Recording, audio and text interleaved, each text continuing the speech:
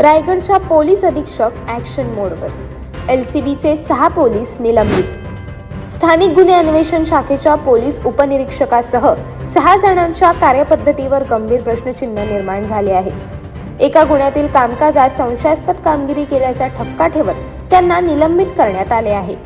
रायगडच्या पोलीस अधीक्षक आचल दलाल यांनी LCBच्या या पोलिसांना दणका दिला आहे।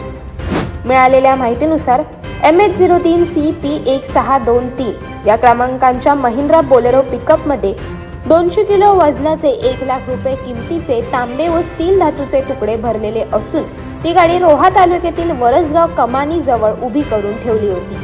त्या गाडीतील माल संशयास्पद असल्याची माहिती स्थानिक गुन्हे अन्वेषण शाखेला मिळाली होती।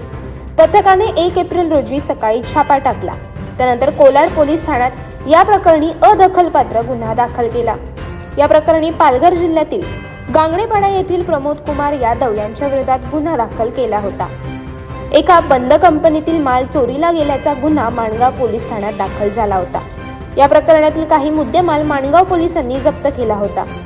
मात्र मुद्देमालाची नोंद माणगावऐवजी कोलाड पोलीस ठाण्यात करण्यात आल्याची विसंगती उघड झाली। ही बाब पोलीस अधीक्षक आचल दलाल यांच्या निदर्शनास आली। त्यांनी या घटनेचे गांभीर्य ओळखून प्राथमिक चौकशी सुरू केली। या चौकशीमध्ये स्थानिक गुन्हे अन्वेषण शाखेचे पोलीस उपनिरीक्षक अविनाश पाटील, पोलीस हवालदार संदीप पहेलकर, पोलीस शिपाई बाबासो पिंगळे, पोलीस शिपाई मोरेश्वर ओमले, पोलीस शिपाई ओमकार सोनकर, पोलीस शिपाई लालासो वाघमोडे यांच्या कार्यपद्धतीवर गंभीर प्रश्न निर्माण झाले। त्यांनी या 6 जणांविरोधात तत्काळ निलंबनाची कारवाई केली।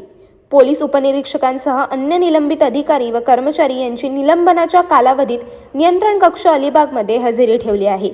या कालावधीत दररोज 2 वेळा नियंत्रण कक्षात हजेरी देणे, खासगी कामासाठी मुख्यालय सोडून बाहेर जायचे असेल तर त्यांनी कार्यालयाची आगाऊ लेखी परवानगी घेणे।